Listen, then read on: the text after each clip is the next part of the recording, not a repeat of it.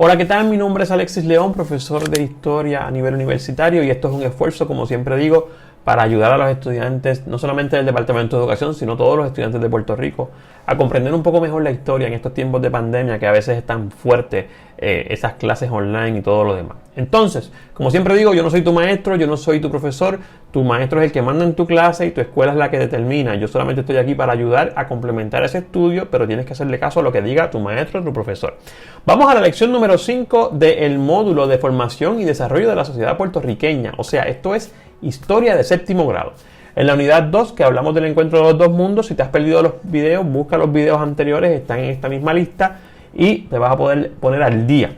La lección 5 tiene un título muy interesante: ¿Cómo se pobló América? Y el tema como tal es el poblamiento paulatino de Puerto Rico y las Antillas. Me quiero detener en esos dos títulos. Muy interesantes los títulos. ¿Cómo se pobló América? Hay gente que piensa que la gente de América vivía aquí, nació aquí, se originó aquí, como cuando se originó el ser humano en África. O sea, eso es incorrecto. Hay teorías, hay un montón de descubrimientos, hay un montón de pruebas y evidencias, y hay un montón de conexiones de esas primeras culturas con personas o con culturas que ya estaban viviendo en el viejo mundo, sobre todo en Asia, que nos dejan saber que no, que el hombre que llegó a América, el primer humano que llegó a América, ya venía de otro lado. Y hay varias teorías que apuntan sobre eso.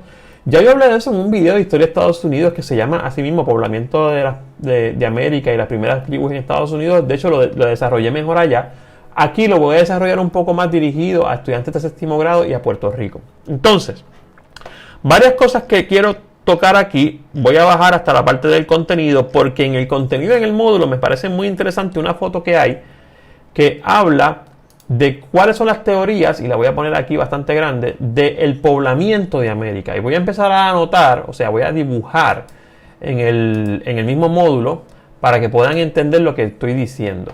Miren, la primera teoría es la famosa teoría del estrecho de Bering, esta que está acá arriba, que dice que los seres humanos aprovecharon que se congeló, ¿no? Ese estrecho de Bering, ese punto en el mapa se congeló, y por ahí pasaron unos cazadores y eventualmente fueron poblando no solamente esta parte de acá, sino que fueron llegando y dispersándose por toda América, América del Sur, y eventualmente por toda esta parte, y de aquí para acá por toda esta parte. ¿Ok? Esa es la teoría del estrecho de Bering. Yo les voy a colocar, déjenme borrar esto rápido, y yo les voy a colocar el mapa de Google Earth para que veamos dónde es eso del estrecho de Bering y si es posible o no. Y obviamente estamos en Puerto Rico, también de Puerto Rico, así que vamos a hacerlo con un mapa. Vamos a hacerlo con un mapa, ¿no? Con un viaje en 3D, ¿no? Vamos a ver si podemos llegar a aquí. Vamos a ver. Y ahí vamos. Y miren, el estrecho de Bering es Google Earth es un éxito. Es este pedacito de agua que divide Asia. Esto es Asia, el área de Mongolia arriba, y esto es América, el área de Alaska arriba. No se pierdan, el estrecho de Bering es este pedacito. ¿Quieren saber cuánto mide de aquí a aquí? Ese pedacito de aquí a aquí mide aproximadamente 67 millas, más cortito que Puerto Rico, más corto que Puerto Rico. Y ellos no hicieron eso. Con toda probabilidad, digo, yo no estaba ahí obviamente, con toda probabilidad ellos hicieron esto. Ellos fueron de aquí a aquí 30 millas. 30 millas. Más cortito que llegar de Humacao a Cagua. Adiós, a San Juan, probablemente. Y obviamente en canoas, ¿no? Y de aquí, entonces, brincaron, pero con toda probabilidad, esas 30 millas, yo sumaré de aquí a aquí, 30 más, son 60 millas. O sea, que probablemente eso fue lo que hicieron, y así pudieron llegar cuando toda esta parte, que fue lo que les hablaba ahorita, cuando toda esta parte se congeló. Y entonces mucha gente podría pensar que es imposible, pero no. Ese estrecho en los tiempos, en eras anteriores, perdón, sí pasó, se congeló, sí hubo cambios climáticos que congelaron esta parte, no solamente esta parte, más parte por acá arriba, y esta gente pasó de un lado a otro. ¿Okay? Esa es esa teoría. Ahora bien, voy a volver al módulo porque me interesa que veamos en el módulo las otras teorías. Hay otra teoría que es la teoría que dice que no fue solamente por el estrecho de Bering, o que no fue únicamente por el estrecho de Bering, o que no fue por el estrecho de Bering básicamente, sino que fue una ruta lo que llaman la teoría oceánica. Lo bueno de la teoría oceánica, y voy a anotarla aquí en color amarillo, es que dice que los primeros pobladores de América vinieron desde esta parte de Oceanía, o sea, todo el océano, pasando hacia América por esta parte, ¿ok? Usando el océano como tal, no el estrecho de Bering. Claro, recuerden que en el medio aquí, donde estoy pintando de amarillo, hay islas. O sea, el viaje no fue corrido, era como hacer una parada y continuar. Pero lo bueno de esa teoría es que acepta múltiples migraciones. O sea, no solamente fue por ahí, ellos también dicen que a lo mejor fue por ahí, pero que también había gente que iba por arriba. O sea, que los grupos que fueron llegando fueron distintos. Y eso va a ayudar mucho a entenderlo. O sea, algo que va a ayudar mucho a entender eso es que los primeros pobladores de América tenían diferencias entre sí, no todos eran iguales. O sea, no todos eran los que vinieron por arriba. Y esa teoría de las múltiples migraciones, o esa teoría de que vinieron de diferentes lugares, que es la famosa teoría australiana o oceánica también se le puede llamar, dice que vinieron de diferentes partes del viejo mundo. Nos ayuda a entender mucho mejor. Hay otra teoría que es la que está en color azul, y voy a borrar las marcas que haya hecho y ahora voy a pintar en un color, qué sé yo, vamos a pintar en un color azul. Esa otra teoría dice que es la teoría australiana, dice que vinieron por la parte sur. Pero no fue esta ruta la que tomaron, la que estoy dibujando, sino que bajaron más, llegaron a la Antártica y de ahí subieron, y fíjense, aquí hay islas, aquí hay islas, aquí hay islas. Y llegaron a la parte sur. ¿Ok?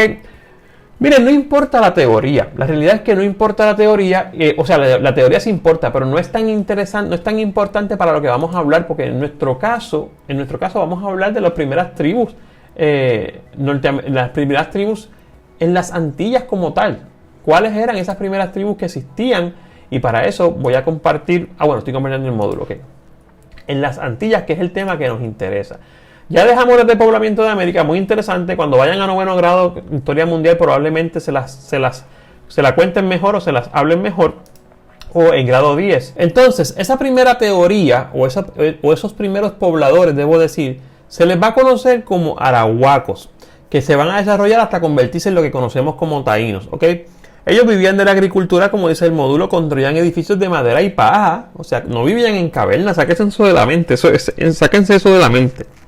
Construían edificios de madera y paja y enfrentaban los ataques de los pueblos que los acosaban, como los pueblos caribes continentales. Ahora vamos a ver algunos mapas eventualmente de cómo se fueron poblando. Antes de eso, quiero hablarles de los arcaicos. Los arcaicos, o se conoce como arcaicos a los primeros pobladores de esas Antillas, ¿ok? Recuerden que estamos hablando de grupos que venían de Sudamérica, ¿ok? La teoría dice que venían de Sudamérica y del área continental, no de las Antillas como tal. Recuerden que las Antillas, Puerto Rico, Islas Vírgenes, las Islas de las Antillas Menores, Cuba, República la Española, Jamaica, son islas en el medio del Mar Caribe. Los primeros pobladores o los primeros arcaicos o arahuacos eran del área continental. Ahora, los arcaicos son los primeros pobladores de las Antillas mayores, y voy a poner en el mapa el Google Earth. Obviamente nos quedamos en el estrecho de Bering. Vamos a buscar por aquí a Puerto Rico. Vamos a buscar las Antillas. Aquí estamos en las Antillas. Cuando hablamos de arcaicos, ya entonces hablamos de los primeros pobladores de esta área como tal, que son las Antillas. ¿Okay? Entonces vamos a descubrir un poco cómo eran esos primeros arcaicos que ya estaban en esa área.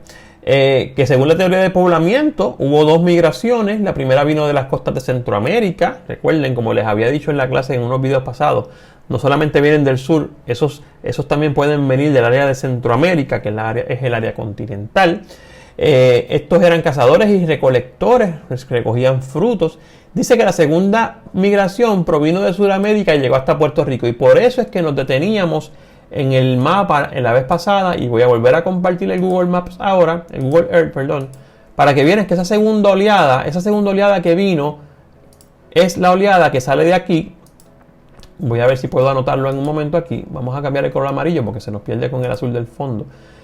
Vino de esta área y empezó a poblar esta parte por aquí hasta llegar a Puerto Rico, y eventualmente va a continuar básicamente por toda esta parte. O sea que Esa segunda oleada es la que le interesa más a los que hablan de la historia de Puerto Rico. ¿Okay? Esa segunda oleada es la que nos interesa más cuando tocamos el tema de nuestro país. En el módulo podemos continuar y obviamente vemos la característica de agroalfarero. Vamos a leer un poco sobre eso para entender qué es lo que tiene que ver, a qué tiene que ver o a qué se refiere eso de agroalfarero, que viajaron en canoa desde las costas de Sudamérica, como bien les marqué en el mapa ahora, por el arco antillano. Recuerden, no fueron directamente, sino que fueron usando las islas. Trajeron consigo conocimientos de cultivo de la yuca. Mucha gente habla de los taínos, la yuca, el casabe. Eso venía de esas otras culturas, ¿ok? Elaboración del casabe. Se conocen dos grupos dentro de estos primeros agroalfareros. Se conocen a dos grupos. No se pierda con los nombres, gente. Huecoides y saladoides son dos grupos principales de esos agroalfareros. O sea, dos grupos principales de esos primeros arcaicos que van a poblar las Antillas. Recuerden, venían de Centroamérica y Suramérica, pero en esa segunda oleada, según los restos arqueológicos, es que llegan entonces los de Puerto Rico. Y se pueden dividir en dos grupos principales, huecoides y saladoides. Y miren esto, los huecoides elaboraban amuletos tallados en piedras semipreciosas. O sea, las piedras semipreciosas estaban talladas, se han encontrado esos restos. Los saladoides, que también se le llama igneris, no confundan los nombres. Son dos, huecoides y saladoides. Lo que pasa es que a los saladoides se le llama también igneri. Se caracterizan porque producían muy buena cerámica. Y habían figuras blancas pintadas sobre fondos rojos en esas piedras o en esa producción cerámica. ¿Okay? Las tribus eran de 200 individuos, como bien dice ahí. Y obviamente, miren esta parte que dice aquí. Y quiero detenerme en esto. Al parecer solo elegían jefes para la guerra. El resto del tiempo no habían jefes. Yo les voy a hacer un cuento bien corto aquí. Ustedes son estudiantes de 10º grado y eventualmente se van a dar con esto. En Roma, en el tiempo del Senado, o sea que no mandaba un dictador, mandaba el Senado. Un montón de viejos romanos que obviamente en la mayor parte del tiempo, por no decir siempre, eran viejos de mucho dinero y de familias acomodadas. A veces suele pasar eso en Puerto Rico todavía y en otras partes del mundo. No había un jefe único. Cogían o desarrollaban o dictaminaban y escogían un jefe único para tiempos de guerra, lo que llamaban un dictador, y duraba cierto tiempo. Para tiempos de guerra, tiempos en que el país estaba tan y tan en crisis que necesitaban un dictador. Pues miren esta gente, estos indios, que mucha gente pensará, estos indios sencillitos, tranquilitos, pacíficos. Pues no, en tiempos de guerra también escogían un jefe solamente para centralizar ese poder, para poder llevar una mejor batalla, ¿no? Y que no se centralizara el poder político. En estas sociedades resaltaba la figura del chamán, que era el médico o el sacerdote. En las sociedades posteriores, el cacique va a sustituir muchas veces al chamán como líder espiritual. No lo confundan con otro que vamos a hablar eventualmente, que tiene poderes medicinales y se encarga de todo lo demás. Lo que quiero decir es que el cacique va a tener mayor proyección, mayor importancia ya en los taínos. En estas culturas anteriores, el chamán básicamente, recuerden que no había un único jefe, ¿no? Pues el chamán es el que va a ser como esa figura principal. Hoy, gracias a una excavación arqueológica, contamos con el Centro Ceremonial Indígena del Tíbes en Ponce. Cuando se acabe la pandemia, sería muy bueno que lo fueran a llevar para allá. ¿Ok? Y obviamente en el año 600 se entiende que fue abandonada la zona por los taínos. No se sabe por qué, todavía no se conoce esa razón. Pero lo interesante es que hacia el año 600 de nuestra era, y Colón llegó a América en el 1492, estamos hablando casi 800 años antes, en América como tal, en la isla surgió una cultura que se llama ostionoide. No se pierdan con los nombres. Arcaicos, los primeros pobladores vamos a poner de las Antillas. Dos grupos, saladoide, que se le llama igneris y huecoide. ¿Okay? Obviamente, después, hacia el año 600 de nuestra era, llega un grupo que se le llama ostionoides, y obviamente se le llama así porque los primeros hallazgos se encontraron en la punta Ostiones en Cabo Rojo. Usted puede ir ahí cuando no haya pandemia y verificar eso con su familia. Fueron los pobladores de las primeras plazas ceremoniales o construcciones con piedras dedicadas al juego o al batú o el juego de pelota taíno. Gente, eso ya estaba en el año 600 de nuestra era. 800 años antes que llegaran los españoles. ¿Ok? Se encuentran tallas de piedras de semillas con 3 puntas, lo que encontramos normalmente nosotros. No hemos llegado a los taínos. Más adelante, esto es importante. Se extendieron hasta la Española y de ahí a Cuba y a las Bahamas. Y yo quiero mostrarles un mapa. Bueno, se lo voy a mostrar ya mismo para que sea más interesante. El taíno no es de Puerto Rico, gente. No es de Puerto Rico. Sáquese esa idea. El taíno no es de Puerto Rico. A veces por cuestiones culturales y a veces por cuestiones de pensamiento. El taíno es el boricua. El boricua es un taíno. El taíno estaba regado por todas las Antillas, gente. Por todas las Antillas. El taíno no solamente pertenece a Puerto Rico. ¿Ok?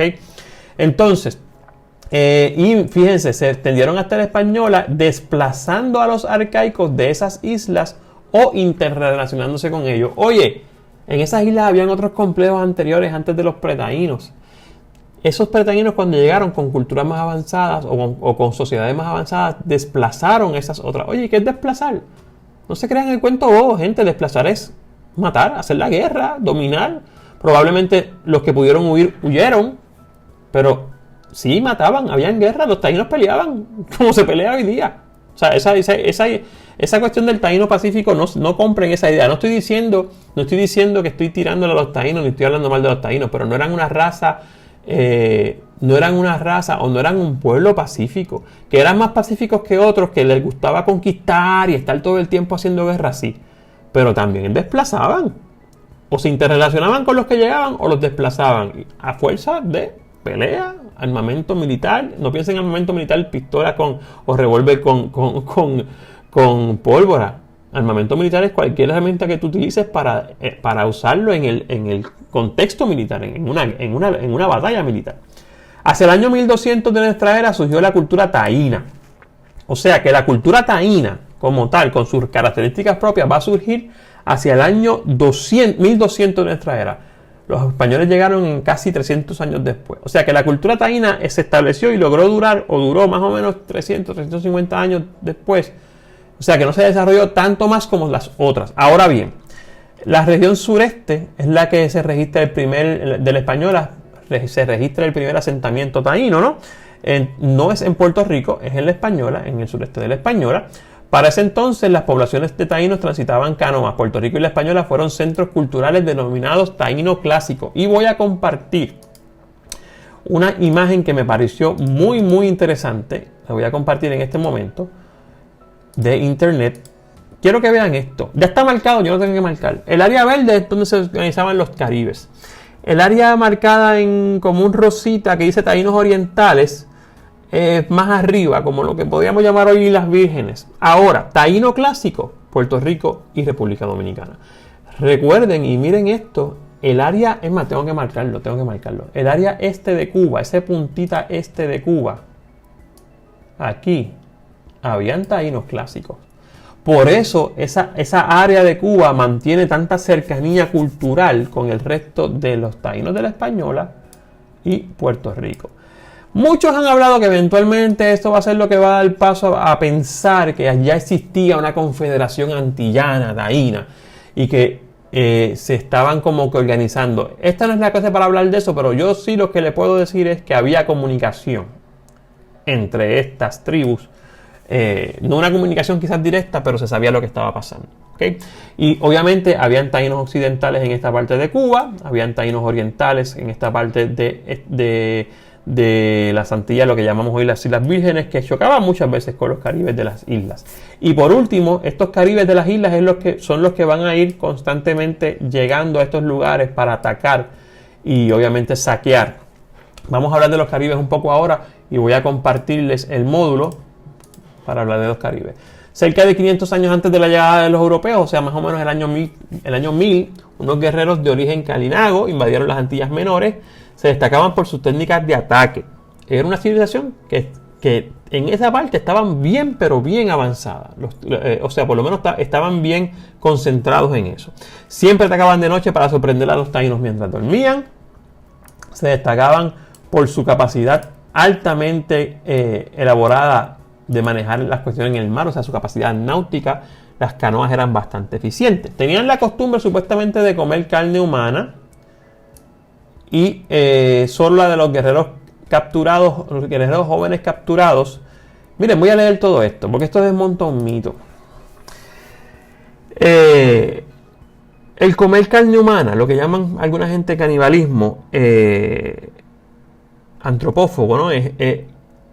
se da no solamente en los Caribes, hay muchas civilizaciones que hacen eso, pero no hay constancia alguna que se dé en una civilización en una civilización como esta por el mero hecho del placer de comer carne humana, porque me gusta la carne humana. No, no es así.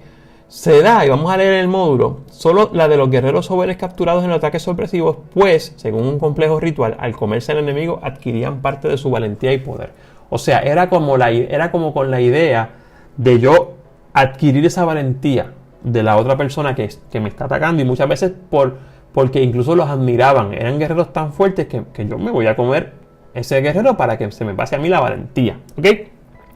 No le haga mucho caso a la imagen no guarda mucha relación con la realidad de lo que vieron, de lo que vivían los taínos en esa época, sobre todo con las ropas.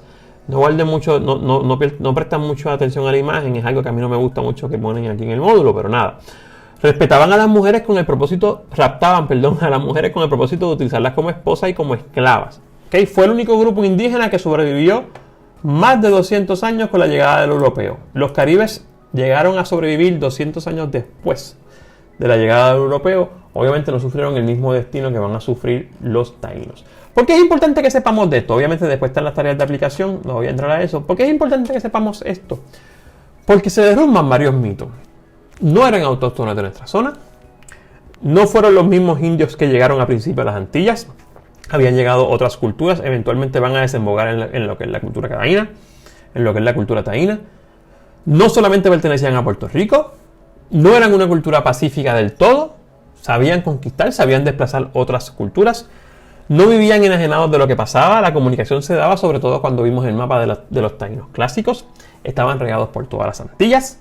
Los caribes no eran caníbales porque les gustaba comer carne humana. Ya vemos por qué se daba ese fenómeno y qué significaba.